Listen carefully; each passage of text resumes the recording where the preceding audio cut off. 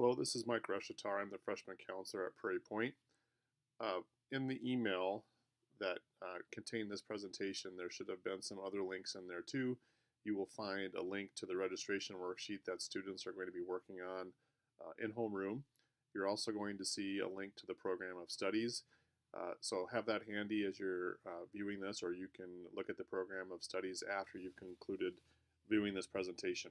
My hope is that the information that I'm presenting to you here will help guide you as you and your child make decisions for registration for next year. Again, the students are going to be registering with me on March 7th and 8th in the presentation room at Prairie Point. One of the questions that I get from students and from parents a lot is, how does Prairie Point 9th grade compare to 8th grade? And that is a good question.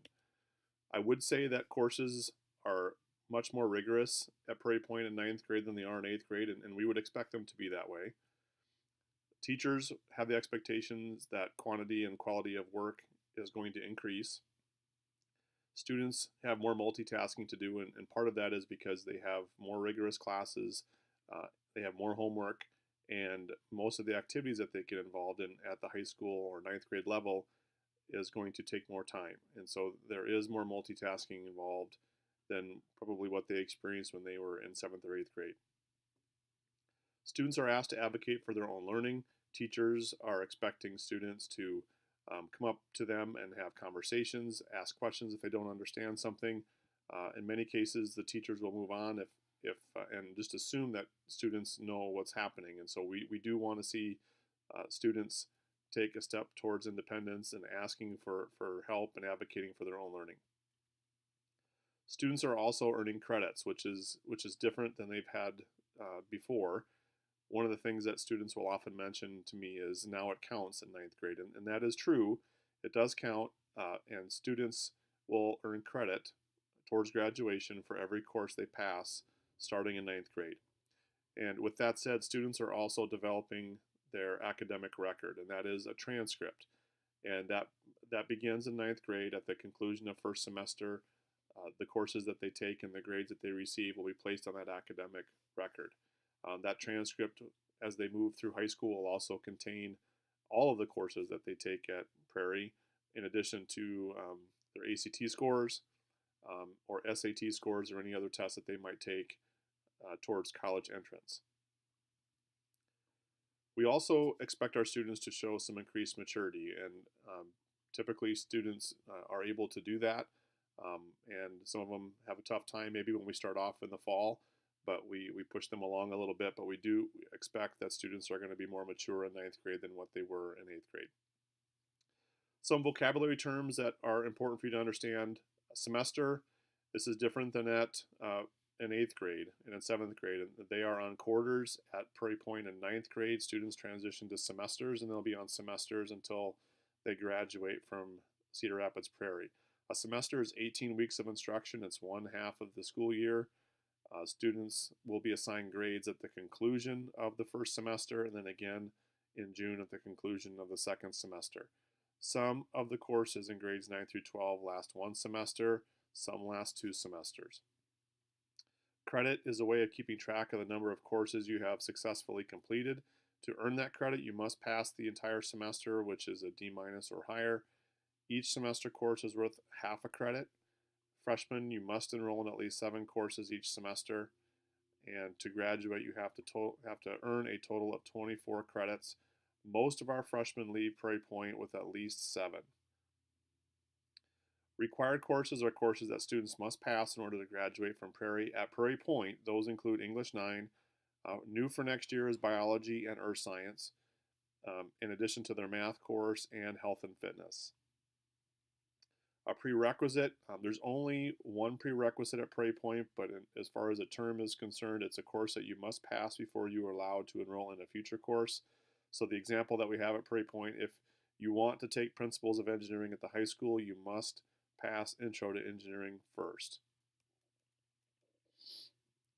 So graduation requirements, a refresher, if you have an older child that's gone through the high school, you may know these already, but if you haven't, here is the list of graduation requirements. And you must take 4 credits of English, and pass 4 credits of English. You must take 3 credits each, 3 full years of science, math, and social studies.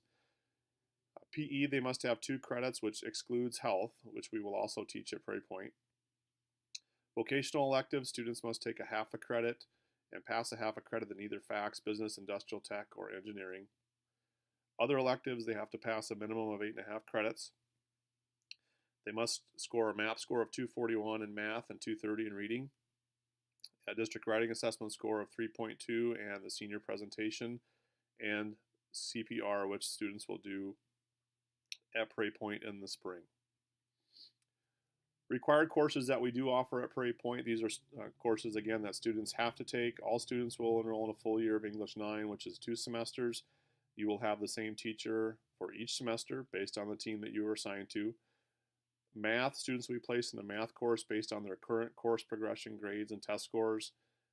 Math is both semesters, and you will have the same teacher each semester. So if you are in Algebra 1 right now in 8th grade, you will take Geometry next year at Prairie Point. If you are in Math 8, you're going to take Algebra. Science, all students will have 1 semester of biology and 1 semester of earth science. This is new for Prairie Point. In the fall of 2018, we're transitioning out of physical science and into a semester of biology and a semester of earth science. Depending on the team that you are assigned to for next fall, you may or may not have the same teacher for both semesters. Those students who are placed on the Hawk team and the Orange team, you will have a different teacher each semester. If you are placed on the Black team, you will have the same teacher each semester for science. Topics and Social Issues is a course, social studies course. It is a building requirement. It is not a graduation requirement. It does not count towards your social studies totals for graduation, but we do require all of our students take it. It is a 1 semester course. There are 2 different teachers who teach it, so you can get one or the other, and it could be assigned to you either semester. Health and Fitness, which is something, again, all students will be enrolled in. This course is both semesters, and you will have the same teacher each semester. Here is a list of the elective courses that we offer at Prairie Point. Again, if you have handy the program of studies, you can take a look at these courses and read more in depth about each of them. As you look on the left-hand side of the screen here with this list, there are several courses here that are full year courses. Spanish and German, Intro to Engineering, Choir and Band are all full year courses. The rest of them are 1 semester, and for the most part, many of them are offered each semester. The exceptions would be Literature through Drama is only offered 2nd semester, and Digital Arts is offered 1st semester. Ceramics is offered 2nd semester. The rest of these courses are offered both semesters.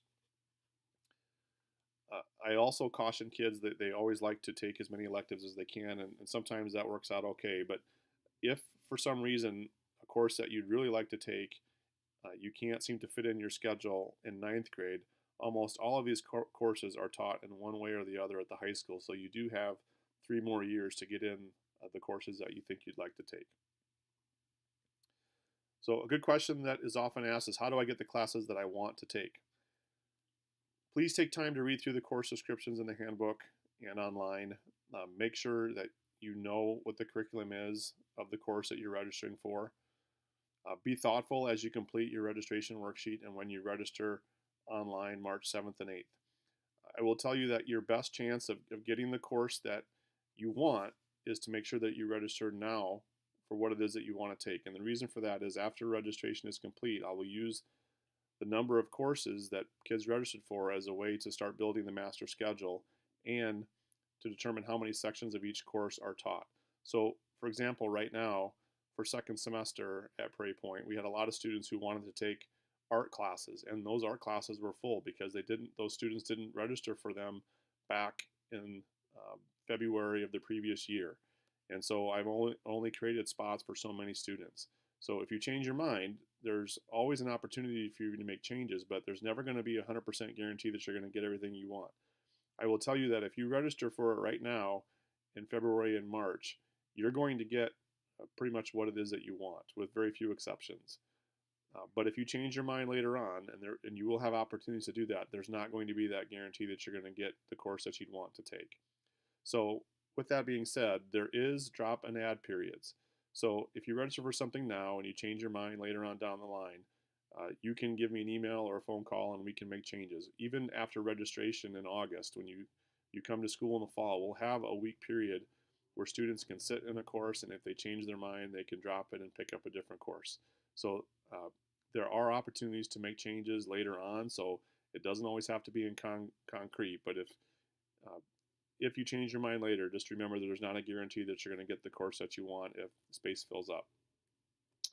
This is an example of the registration worksheet that students are going to have in homeroom. You will see that there's a first and a second semester, and this is really only for them to chart out what they'd like to take. The courses that they write on here, they may not always be second semester or first semester. They could flip sides. But this is an example of what they're going to fill out, and then they will take those course numbers and put them into the computer when they register online. This registration worksheet is not going to leave the building at Prairie Point, so that we can make sure that we keep track of these. At the conclusion of registration, you will be able to see in Infinite Campus what your student registered for, and these registration worksheets will be saved and given to you to take home at conferences.